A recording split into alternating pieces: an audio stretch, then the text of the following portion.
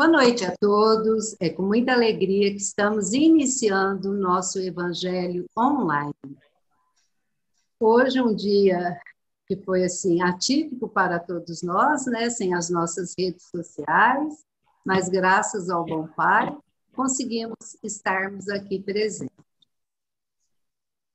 Para iniciar esse mês, que é um mês muito especial para nós, porque ontem foi um aniversário muito especial para nós, que foi um aniversário do nosso querido Allan Kardec, né? O senhor Hippolyte, né? Que hoje nós vamos conhecer um pouquinho mais sobre essa pessoa que nos trouxe tantos conhecimentos, consolos, né? Que o Espiritismo é tudo isso, né? Então, para iniciar essa noite, eu vou pedir para a nossa amiga Ângela fazer a nossa oração inicial. Ângela, é com você, minha amiga. Então, para todos vocês, uma boa noite, que possa Jesus e os bons espíritos, né? Principalmente os espíritos encarregados da nossa casa, que tanto nos protege, que tanto nos amparam, que eles possam se fazer presentes e derramando sobre todos nós as bênçãos e toda a luz e toda a paz que nós necessitamos. Que nós tenhamos hoje, assim, um aprendizado que possamos colocar em prática no nosso dia a dia. E assim, Senhor, nós com os pensamentos elevados a essa espiritualidade, com os pensamentos voltados para o amor, para a alegria, para a esperança, nós rogamos ao Pai Maior que derrame todas as bênçãos, não só sobre nós, mas principalmente sobre a Annalise, e que ela possa nos trazer todos os ensinamentos que estamos necessitados, que possamos hoje nos lembrar do amor e da paz, conforme São Francisco, que possamos levar amor e alegria, que aonde houver tristeza, que nós possamos levar alegria, que aonde houver ódio, nós possamos levar o amor, que aonde houver desavença, que possamos levar a harmonia, e aonde haver a descrença, que nós possamos levar a fé, que possamos amar muito mais do que ficar exigindo o amor dos outros, que possamos perdoar, mas perdoar de coração, para que possamos sentir perdoados, ou seja, com a nossa consciência livre e tranquila. Assim, Senhor, muito obrigado. Obrigado pela oportunidade e obrigado por mais essa noite de estudos. Que assim seja.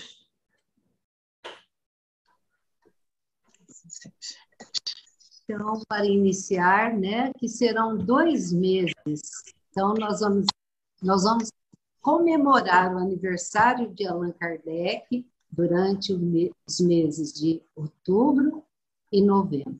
Novembro, nós encerramos na última segunda-feira essa comemoração, que para nós é o ano inteiro, pois o Evangelho, o Pentateuco espírita, né, os 5 livros básicos da doutrina espírita estão conosco durante a nossa caminhada. Nós que professamos, né, essa doutrina maravilhosa, essa doutrina que liberta, que nos traz conhecimentos, né?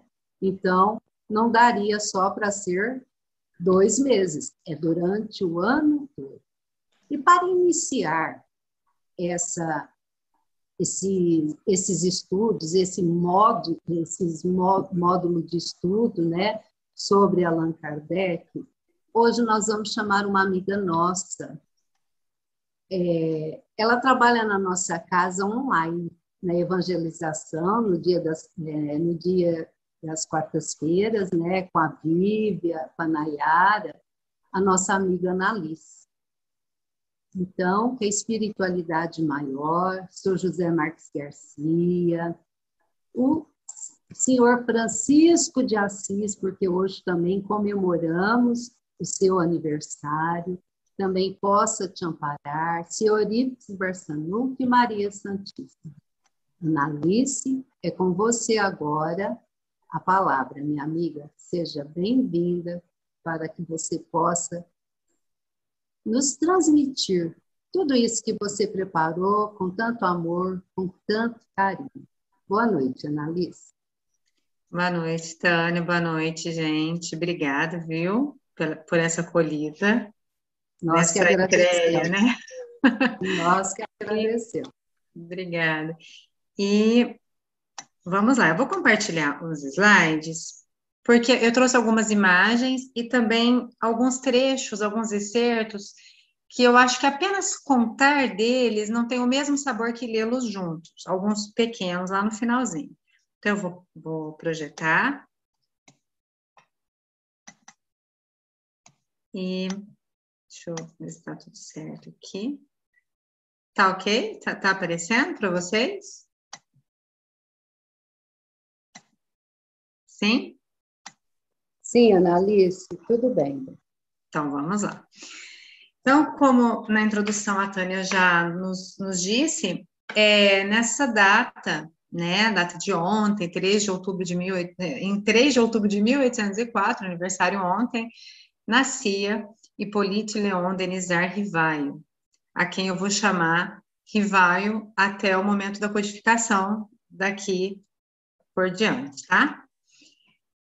O que acontece aqui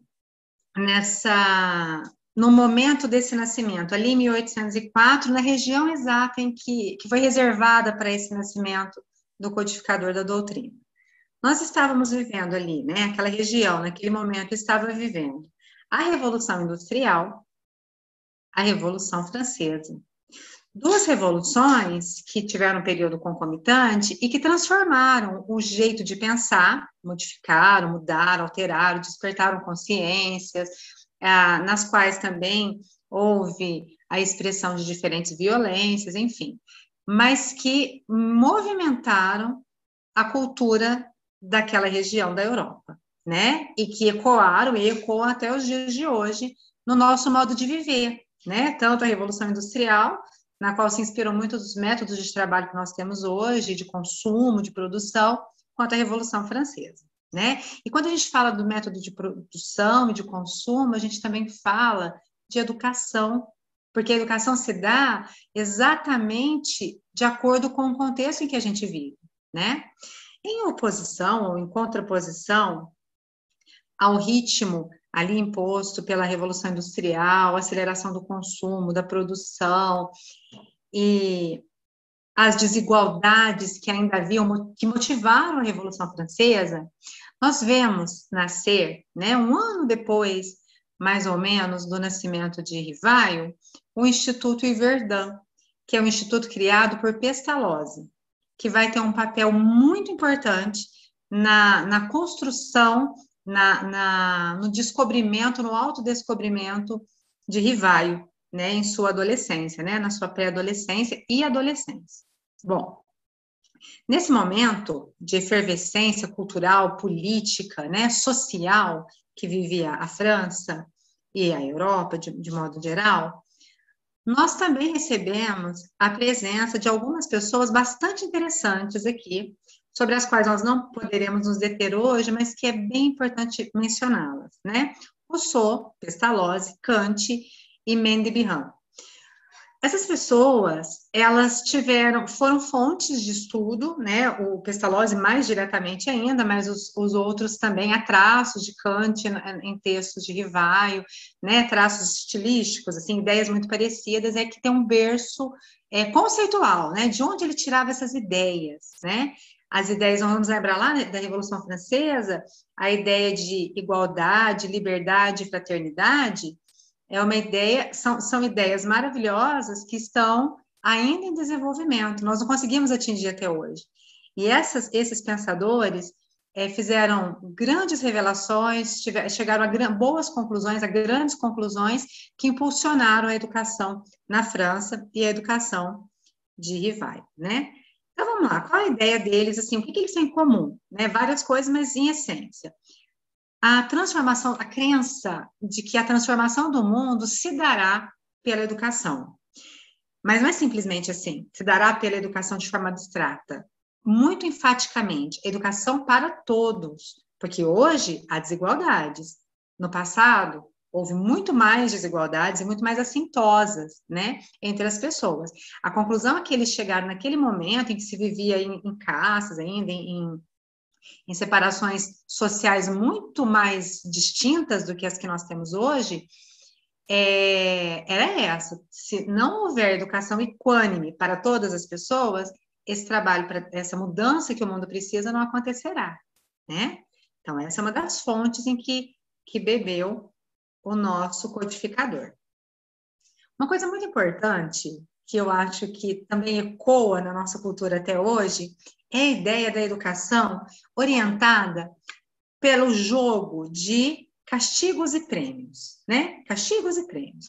Então, como se nós fôssemos, e a ciência da época acreditava dessa forma, que o ser humano é como um animal, é um animal que, como qualquer outro animal, se orienta pelo condicionamento. E que ele tem duas forças que são impulsionadoras das suas ações, que são a dor e o prazer, né? Interessante que, nessa época, a educação ali jesuítica, ela tinha também essa ideia da punição, do castigo do corpo, né? Dessa subjugação como forma de se purificar o espírito. De um lado, isso na religião. Na ciência, nós tínhamos o quê? Nós tínhamos a ideia de que, para se incutir, se condicionar a pessoa, né? Se incutir bons hábitos, é preciso trabalhar com essas duas forças impulsionadoras, né, do ser humano, que seriam a dor e o prazer. Então, quando algo está ok, de acordo com a nossa cultura, os valores desejáveis, premiação. Quando não, castigo. Esses pensadores vão no caminho diametralmente oposto. Eles rompem com essa ideia de castigos e prêmios. Eles rompem, mas vamos refletir um pouquinho. Essas ideias ainda permanecem na nossa sociedade hoje, não é? Ainda é um trabalho a ser feito. Então, vamos lá. E aí eu gostaria de só fazer um detalhamento sobre o Meng Bihan, porque esse psicólogo, ele tem um papel muito interessante. Como eu disse agora há pouco, a ciência acreditava mesmo que a gente precisava trabalhar com o condicionamento humano. E ele apresenta para a academia da época, e é premiado, havia um concurso, e ele apresenta uma solução, uma proposta, e essa proposta, que ia na direção oposta ao pensamento vigente na época, ela é aceita, ela é bem recebida, e ela se configura depois uma série de ações na psicologia do desenvolvimento humano, né, que tratava do desenvolvimento humano. Ela começa a ter eco, as pessoas começam a parar para pensar nisso e a orientar suas práticas assim. Como que ele faz, então? Ele afirma o seguinte, algo em que os outros pensadores aqui eu me referi também acreditavam, né? Existe uma coisa, embora existam elementos comuns entre os seres humanos e os animais, a alma humana é algo que os distingue, né? Os animais e os seres humanos. E aí, o Meng Bihan, ele afirma o seguinte, toda a alma, ela traz faculdades que precisam ser desenvolvidas, e ele as nomeia, 3 faculdades. Olha só, a primeira delas é a razão, ou seja, é preciso que se desenvolva a inteligência, né? A razão permite que o ser humano desenvolva a inteligência e produza conhecimento. Produza e compartilha, né? E compartilhe. É o que acontece. A vontade. Vontade é uma coisa bem interessante, ó. Desenvolve a moral a partir da realização da escolha. E aqui, gente, o desenvolvimento moral, ele tem também uma compreensão bem diferente do que acontecia na época e ainda tem ecos hoje em dia, que é o seguinte, eu não vou incutir valores por prescrição, por orientação, por castigo. É preciso conscientizar, esclarecer, educar, de modo que a moral se desenvolva intrinsecamente, de dentro para, né? Aconteça ali dentro. Eu com dados e informações suficientes, experiência, a herança, né, moral das relações que eu tenho aqui no meu desenvolvimento, eu consigo ter o discernimento e realizar as escolhas acertadas, não por punição, né, mas com essa autonomia de uma consciência já esclarecida verdadeiramente, não de fora, né? Por imposição. Isso muda radicalmente, parece uma coisa simples, mas muda radicalmente o movimento, né? Da educação, por exemplo, na época. E a imaginação, né? Quando eu penso nessa faculdade de imaginação, é único. Cada ser é único. E todas as pessoas são diferentes. De modo que a convivência, né, entre os diferentes, a diferença entre as pessoas, não seria um problema na sociedade. Aliás, seria apenas o desenvolver de uma faculdade que é da alma, que é a imaginação, né? Que nos permite ser tão diferentes, como realmente somos, né? Tudo bem até aqui? E aí nós vamos um pouquinho dos primeiros momentos. Então, esse era o berço. Tudo isso estava acontecendo ali quando vem chegando o nosso codificador. E aí o que acontece? Ele chega, eu coloquei Nassim Kardec, deveria ter colocado Nassim Rivais, né? Nassim Kardec em 1804. E aí? E aí que ele não conhece os avós paternos, eles já haviam falecido. E ele tem, então, ele teve 2 irmãos mais velhos que faleceram. A mortalidade infantil era bastante acentuada à época. Então, ele teve esses irmãos mais velhos que ele não conheceu. E ele vai para a mãe dele, aos 29 anos, vai para essa casa em Lyon, né, o Lyon, local. Essa foto que está lá no livro do Vantuil é um local aproximado da casa, é uma casa de saúde em que ele nasceu. Mas era uma casa de saúde em que havia um tratamento diferente para assegurar mesmo que a criança conseguisse nascer e se desenvolver, né? Enfim. E a mãe fica ali por 6 meses, após os quais ela retorna para casa, né? Para sua casa em Bourg-en-Bresse. Era uma casa em que ele cresceu. Uma casa, como a gente está vendo, uma construção. Eles não tinham uma família simplesinha, não. Eles tinham uma família, eram de uma família muito bem estruturada financeiramente, socialmente, né? Então, tinha uma vida econômica e social muito tranquilas, né? O que determina e lhe assegura a educação que ele recebeu e a educação que a gente vai ver um pouquinho agora, né? Aí, o que acontece? Algumas coisas vão marcando essa existência. Primeiro, ele passa a sua infância, a sua juventude em um ambiente campestre. E olha que interessante, então ali ele convive diretamente no campo, né, ar livre, contato com a natureza, com toda a tranquilidade desse contato com a natureza, mas ele também, porque a família é esclarecida e economicamente estruturada, ele tem total acesso aos bens culturais da cidade, né, urbanos. Certo? E aí vai se esboçando esse menininho, vai crescendo nesse contexto.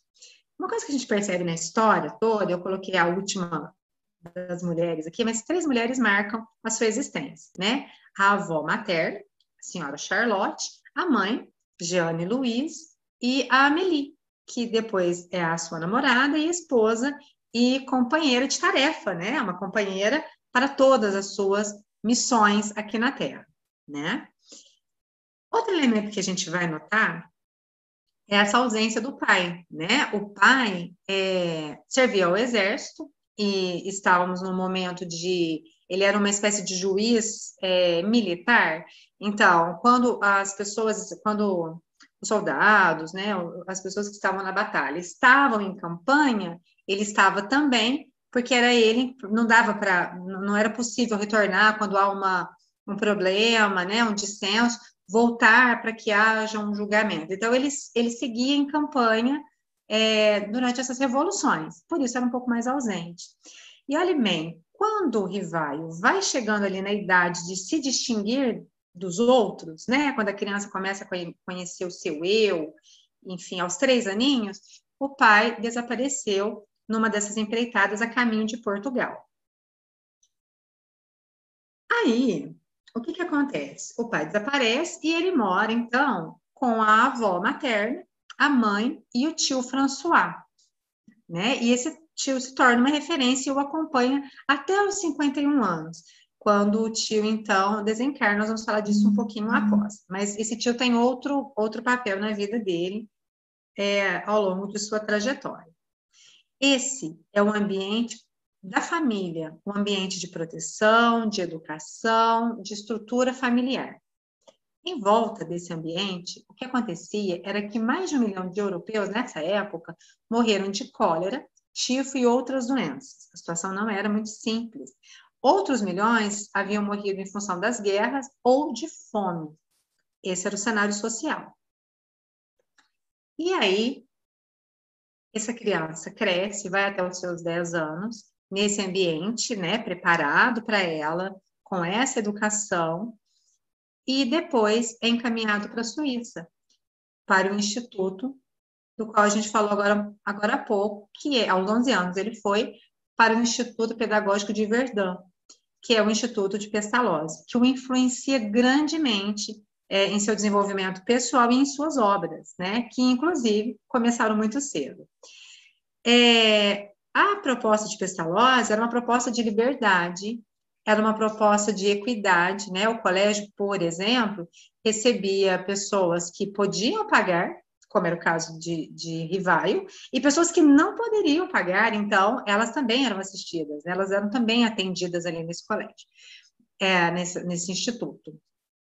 E eles tinham, e é maravilhoso ver a jornada, né, de estudos que eles tinham ao longo do dia, né? Então, 1 hora de aula, um intervalo muito livre, era um castelo, o castelo ficava de portas abertas, total liberdade. Então, assim, os valores e os princípios pedagógicos de Pestalozzi, eles eram concretamente materializados no Instituto. E foi nesse espaço que Rivaio se educou, né, com estes valores.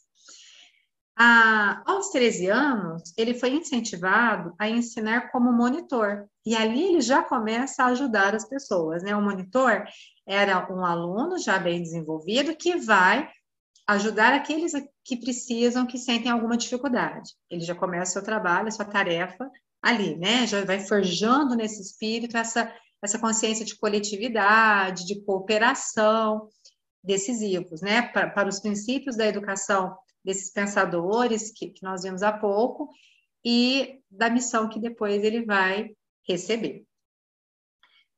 Nesse momento, então, ele convive com alunos de diversos credos, línguas e etnias, conforme nós já falamos, né? E também classes sociais. Bom, na sequência, vamos falar um pouquinho aqui, antes de ir para a sequência, vamos falar um pouquinho da ideia do Pestalozzi. Eu pensei esse trechinho para a gente refletir um pouco. Olha só. Pestalozzi diz assim: o processo educativo deve englobar 3 dimensões humanas, identificadas com a cabeça, a mão e o coração. O ser humano assemelha-se a uma árvore. Portanto, a observação da natureza deve estar presente no processo de educação. E essa integração do educando e o meio ambiente e a natureza, ela é concreta e constante em todo o desenvolvimento da jornada deles, como a gente vai ver a seguir. E isso é uma ideia da década de 20 do século XIX. Então, vamos lá, aqui tem uma imagem, né, uma tela de Pestalozzi com as crianças, e um pedacinho, um trecho resumido da rotina, para a gente ter uma ideia de como era a rotina deles, né? Eles tinham trabalhos manuais, parece uma escola Waldorf, né? Que é o mais próximo que nós temos hoje. Eles tinham uma rotina de trabalhos manuais, aulas de ginástica e natação ao ar livre, observação e pesquisa de botânica, biologia, física, química, astronomia e interação com a natureza. Então, imaginem como esse espírito observador, essa característica, né? Do observador meticuloso, né, do analista, né, daquela pessoa que se detém sobre uma matéria e a pesquisa e a observa. Esse caráter foi forjado nessa vivência educacional aí na sua educação formal no Instituto de Pestalozzi. E também línguas, inclusive várias, nem eu citei, mas são várias línguas que eles aprendiam. Então, era uma jornada extensa, mas com intervalos de hora em hora, né? 1 hora de aula, um intervalo, 1 hora de aula, e assim eles seguiam os dias. Rivaio foi precoce, né? Muito estimulado desde a primeira infância, depois muito estimulado no instituto, e com já a sua capacidade, né? Com as suas características mesmo, né? Ele, muito novinho, né, aos 18 anos, ele publica, que eu fiquei louca para ler esse livro, um curso prático de aritmética segundo o método Pestalozzi, para uso de professores e mães de família. E ele começa, então, a sua vida acadêmica aqui bem mocinho, né? Ele se tornou bacharel em Ciências e Letras e foi morar com a mãe e o tio, né, em Paris, nesse momento. E foi aqui, eu falei 19, aos 18 ele se formou, né, tornou-se bacharel, e aos 19 o livro foi publicado. No mesmo ano em que ele tem essa realização, que ele publica o livro, ele se despede da avó Charlotte. Então, nesse momento, a partir desse momento em Paris, passam a morar os três, o tio, a mãe e Rivaio. E aí o que acontece, né? Alguns anos depois, né, 2 anos depois, ele estava com apenas 21 anos e o tio o ajudou financeiramente, entrou ali como sócio e fundou uma escola primária, né? Curiosamente, num prédio jesuíta, né? Vamos lembrar? A gente tinha no passado, um pouco antes, uma educação orientada pelo castigo, o castigo do corpo, né? E essa coisa de tirar a maldade, você é uma alma boa, mas o corpo te leva. E por uma educação uma educação pestalozziana, que foi a educação que Rivaio trouxe, né, para a França. E aí ele vai trabalhar neste mesmo prédio, é uma curiosidade interessante. Ali ele leciona química, matemática, fisiologia, retórica, anatomia comparada, história e línguas diversas. Viaja com frequência à Suíça, o que sinaliza que a formação estava em curso, ele continuava em contato com seu mestre e outros mestres, né, do local.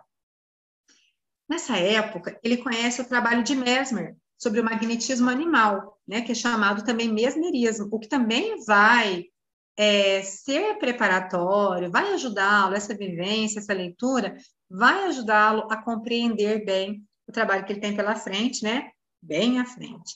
Ele pesquisou por 35 anos o magnetismo. Inclusive, a Pestalozzi também, embora ele não tivesse necessariamente conhecimento, né? Mas Pestalozzi tinha um filho que tinha crises epiléticas e em determinado momento ele sonha com Jesus, né, orientando a manter-se firme em preces e aí ele avisa ao filho, olha, continue usando o magnetismo como tratamento, né? Então,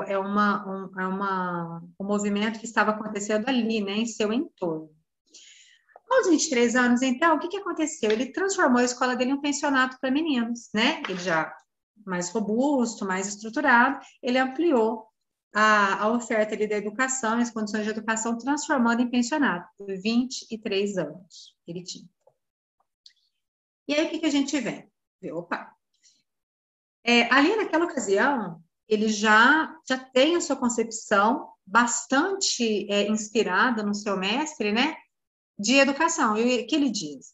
A educação é a arte de formar os homens, isto é, fazer eclodir neles os germes da virtude e abafar os do vício, de desenvolver sua inteligência e de lhes dar instrução própria às suas necessidades, né? E aí, ele tem essa concepção de educação formada, tem o seu instituto e, aos 27 anos, conhece a terceira mulher de sua vida, que é a Amélie. A Amélie não era uma mulher convencional. Veja só, à época, ela já era professora de letras e belas artes. Ela também tinha uma formação com orientação pestalozziana e ela era uma pedagoga, linguista, poetisa, escritora e artista plástica. Aquela época, né?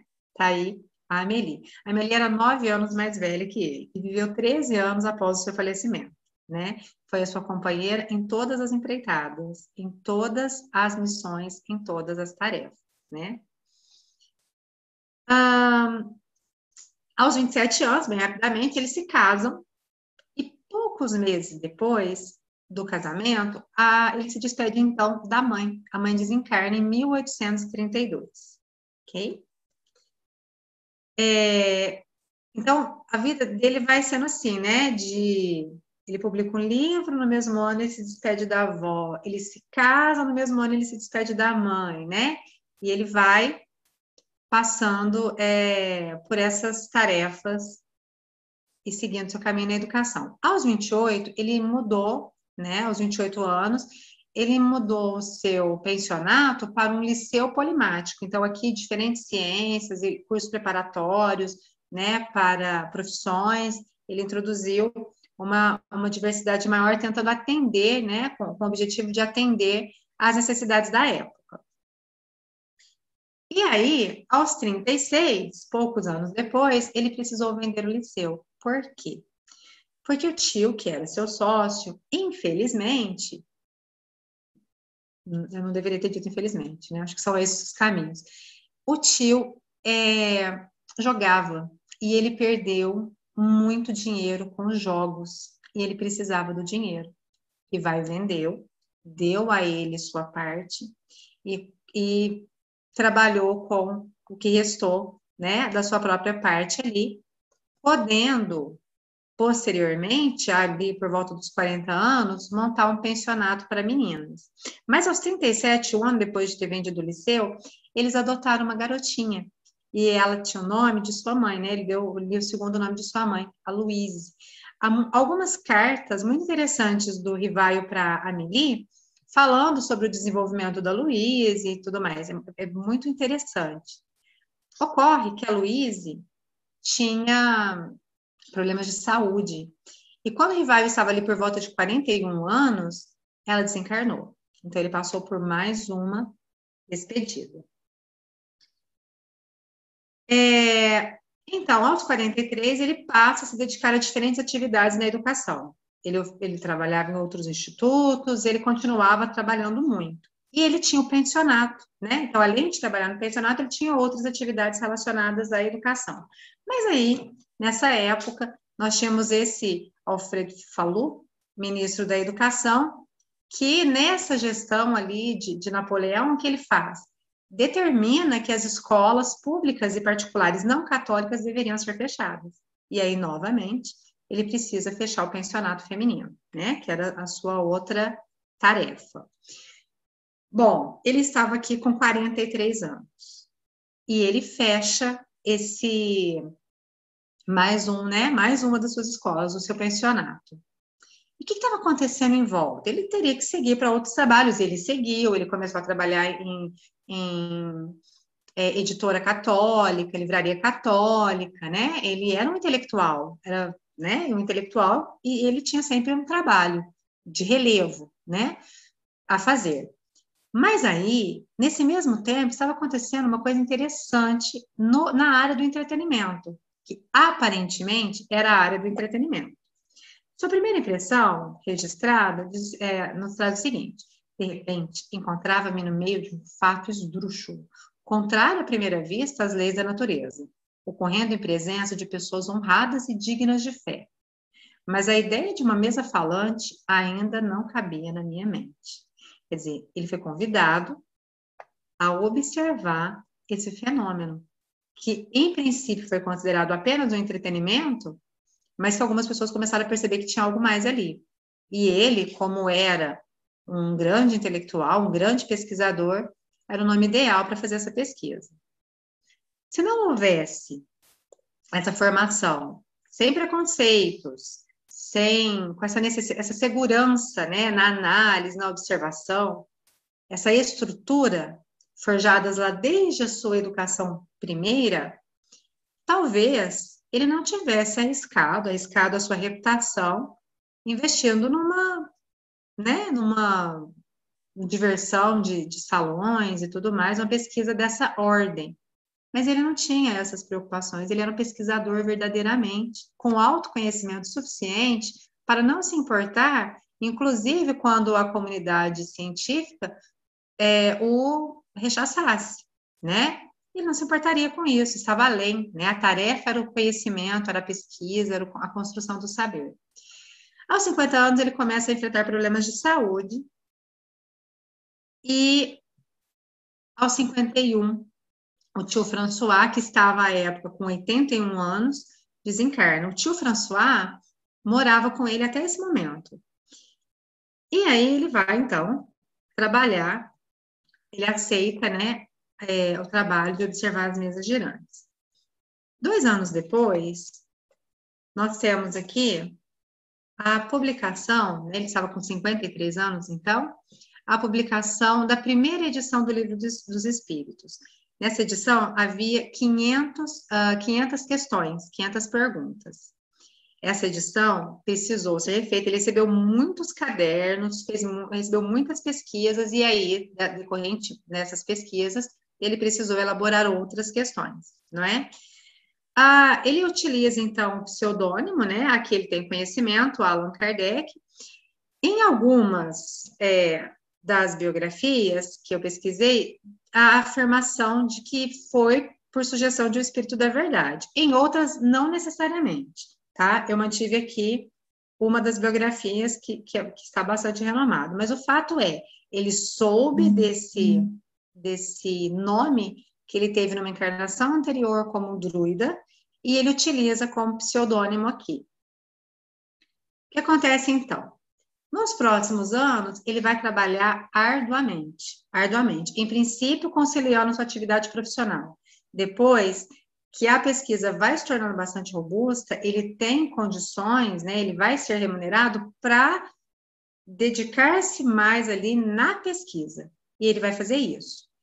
Então, o que acontece? Ele publica novamente o Livro dos Espíritos, mas agora com 1000 questões. E, na sequência, o Livro dos Médiuns. E depois o Evangelho segundo o Espiritismo. E depois, o livro Céu e Inferno. E depois a Gênese. Bom, isso tudo acontece em menos de 14 anos. A codificação foi realizada nesse tempo, em menos de 14 anos, né? Desde 1858, mensalmente, ele publica a Revista Espírita, também, né? Riquíssima. E aí, acontece um episódio que talvez impulsione, na perspectiva de Kardec, impulsionou. E eu acredito que sim. O que acontece? Olha o que ele diz aqui. Graças a esse zelo imprudente, todo mundo vai ouvir falar do Espiritismo e quererá saber o que é. É tudo o que desejamos. Podem se queimar os livros, mas não se queimam as ideias. No momento, gente, que não era muito fácil imprimir e distribuir livros, né? Mas, o que aconteceu no Alto de Fé, aqui, ó, em Barcelona, quando os livros chegaram, eles foram queimados, né? 300 exemplares queimados dessa obra. E essa violência instigou a curiosidade das pessoas, né? O que será que há de tão grave nesses livros, né? E essa é a perspectiva de Kardec, que impulsionou a necessidade, né, a vontade o conhecimento sobre a vontade de ler. Entre as atuações que a gente pode citar, bastante relevantes aqui para a doutrina, né, para a consolidação da doutrina, está também o trabalho de divulgação. Kardec viajou mais de 3.000 quilômetros e visitou 20 cidades, realizando mais de 50 reuniões pela Europa. E aí estão os trajetos realizados por ele, né, os lugares por onde ele passou, divulgando a doutrina espírita. Aos 61 anos, quando ele se muda para um apartamento, né, que ele estava comprando e se organizando, no dia 31 de março, ele cai, né? Alguns dos textos afirmam, olha, foi um aneurisma, possivelmente, mas sabe-se que ele também era cardíaco. Então, enfim, ele desencarnou no dia 31 de março de 1869. Em seu túmulo, nascer, morrer, renascer ainda e progredir sem cessar. Essas são as palavras finais, né? As que ficam ali também eternizadas como sua obra. Esse trechinho aqui, eu vou até olhar o horário, eu trouxe 3 excertos, mas eu não vou ler os 3, vou ler só o primeiro para nós conversarmos um pouquinho. É de um plano para a melhoria da educação de Rivaio, né? Ele ainda não tinha codificado a doutrina quando ele escreveu esse plano. E ele diz o seguinte: A fonte das qualidades morais se acha nas impressões que a criança recebe desde o seu nascimento, talvez mesmo antes, e que podem agir com mais ou menos energia sobre o seu espírito, para o bem ou para o mal. Tudo que ela vê, tudo que ela ouve, a faz experimentar impressões. Ora, assim como a educação intelectual consiste na soma das ideias adquiridas, a educação moral é o resultado de todas as impressões recebidas. Cada objeto que a criança vê lhe dá uma ideia, e cada palavra que ela escuta, ou cada ação que ela é objeto ou testemunha, faz experimentar uma impressão. A mesma impressão mantida durante um certo tempo e frequentemente repetida, fala-á contrair um hábito. Ora, como se sabe, o hábito é uma segunda natureza que nos leva, malgrado nosso, a fazer uma coisa o mais frequentemente sem que a nossa vontade participe disso. Daí as chamadas inclinações, que são apenas hábitos inveterados, quando não estejam ligados ao nosso temperamento, como a cólera, a vivacidade, a lentidão e outras tendências desta natureza. Por que eu retomei esse momento de Rivaio anterior à codificação da doutrina? Porque é muito evidente que essa tarefa que ele assumiu só foi possível face à educação que ele recebeu, não é? Desde os primórdios.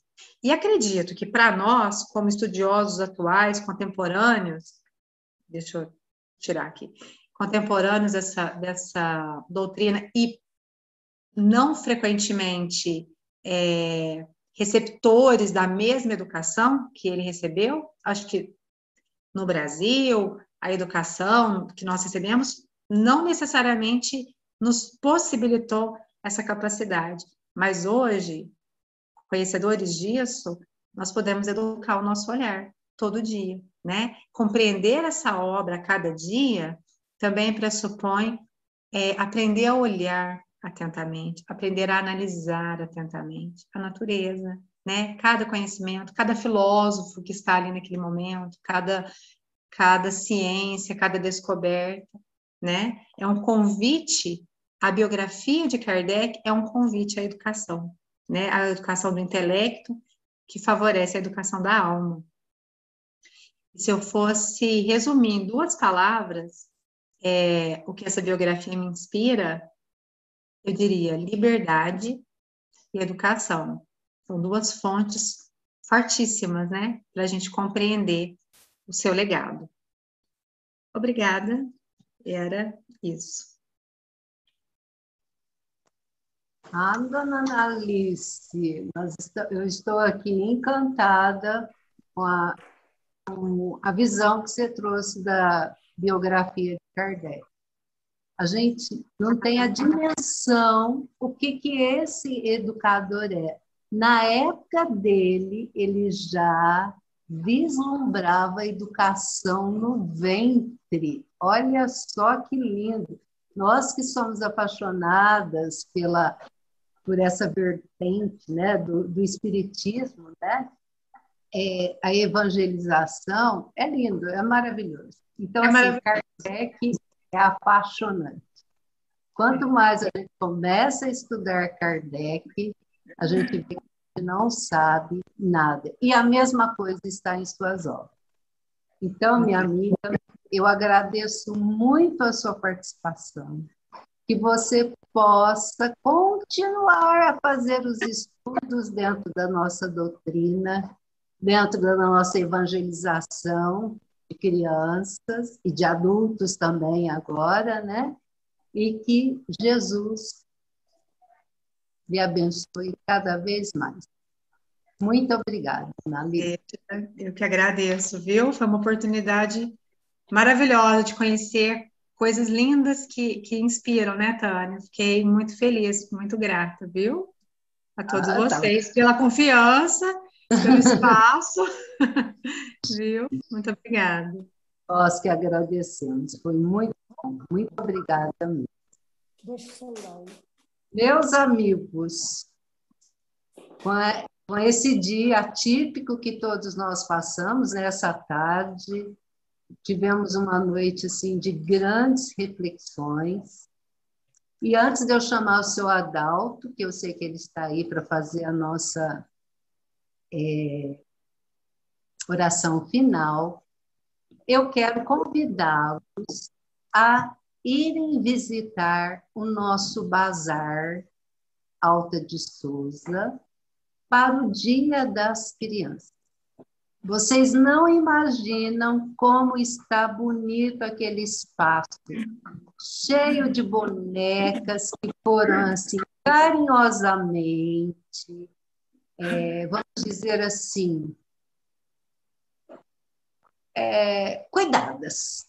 Elas chegaram lá de uma forma e estão lindas, maravilhosas, com roupinhas feitas, brinquedos que nós ganhamos também foram todos, e passou assim muito amor nesse trabalho. Então, a todos vocês que têm crianças, possam ir no nosso bazar, possam convidar os seus amigos para irem até lá. Então, nós precisamos também desenvolver em nossas crianças um consumismo, não é nem consumismo, né? O ter consciente. Porque um brinquedo que, de repente, o meu filho, o meu sobrinho não está utilizando mais, uma outra criança pode utilizar. Então, o objetivo maior no nosso bazar é esse. É que, nesse Dia da Criança, a criança possa receber também um brinquedo que foi de uma outra criança, mas que está em perfeito estado, né? Um perfeito estado de conservação. Temos brinquedos novos também, tá? Mas eu vejo assim, uma criança que pegar uma daquelas bonecas que estão lá, com vestidinho feito, com os retalhinhos que foram ganhados, com amor envolvido, vai ser outras coisas, né? Ela vai sentir o que é o amor, né? Ela vai sentir essa vibração que a nossa querida Ana Célia, né? Ela foi desenvolvendo esse trabalho de fazer as roupinhas das crianças, né? Então, eu agradeço muito a você que colaborou doando os brinquedos, a você que nos ajudou também doando tecidos. Nós temos aqui a Odília, eu acho que ela está na nossa sala hoje, que doou, né, retalhos, sobras de rendinha, de fitinha, e a Ana Célia, que é uma outra voluntária nossa, foi fazendo isso, né?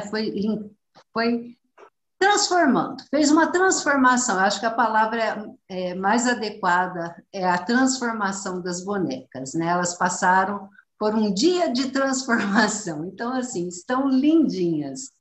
Então, além das bonecas, como eu já disse, nós temos vários brinquedos, jogos para meninos também, tá? Então, todos vocês estão convidados.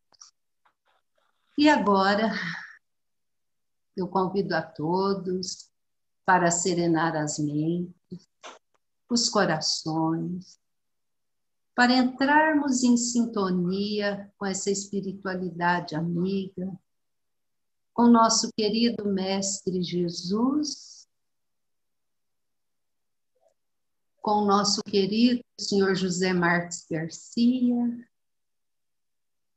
nosso querido Allan Kardec, Francisco de Assis, o aniversário do dia, para que nós possamos trazer esses amigos, os seus ensinamentos, a sua vibração para o nosso lar. Sabemos que passamos por dias que não estão sendo fáceis, mas que nós estamos vencendo, aprendendo a cada dia um pouquinho mais. Então, meus amigos, que o Mestre Jesus abençoe a toda essa humanidade, abençoe os nossos governantes, abençoe o nosso lar, os nossos familiares, abençoe aqueles nossos amigos que não têm um direcionamento, não têm um lar, que eles possam ser amparados, que eles possam perceber a luz, o amor do nosso querido Mestre Jesus. Que o nosso lar seja invadido por este amor, por essa paz, por essa luz. E que os servos de Maria possam realizar a limpeza mental do lar de cada irmão que está aqui conosco e dos que nos assistirão posteriormente. Gratidão, bons amigos. Senhor Adalto? Sim. Nosso Pai, que estás em toda parte, santificado seja o teu nome, no louvor de todas as criaturas. Venha a nós o teu reino de amor e sabedoria. Seja feita a tua vontade, acima dos nossos desejos, tanto na terra quanto nos círculos espirituais. O pão nosso do corpo e da mente, dai-nos hoje. Perdoa nossas dívidas, ensinando-nos a perdoar os nossos devedores com esquecimento de todo o mal. Não permitas que venhamos a cair sob os golpes da tentação de nossa própria inferioridade. Livrai-nos do mal que ainda reside em nós mesmos, porque só em ti brilha a luz eterna do reino e do poder, da glória e da paz, da justiça e do amor, para sempre. Assim seja. Que assim seja e assim será. Meus amigos, quero convidá-los para nós continuarmos no aniversário do Sr. Allan Kardec na próxima semana. Na próxima semana estará conosco o nosso amigo Jean. Ele vai falar sobre a importância de estudarmos as obras de Allan Kardec. Espero todos vocês neste mesmo canal. E se porventura acontecer alguma coisa com a nossa internet, guarde o link, gente. É esse mesmo link, tá? Nós vamos abrir a sala normalmente, tá bom? Um beijo no coração de todos. Muito obrigada pela participação de cada um de vocês. Fiquem com Jesus e até a próxima semana, se Deus quiser, gente. Um beijo no coração de todos. Fiquem com Deus. Obrigada. Tchau, tchau.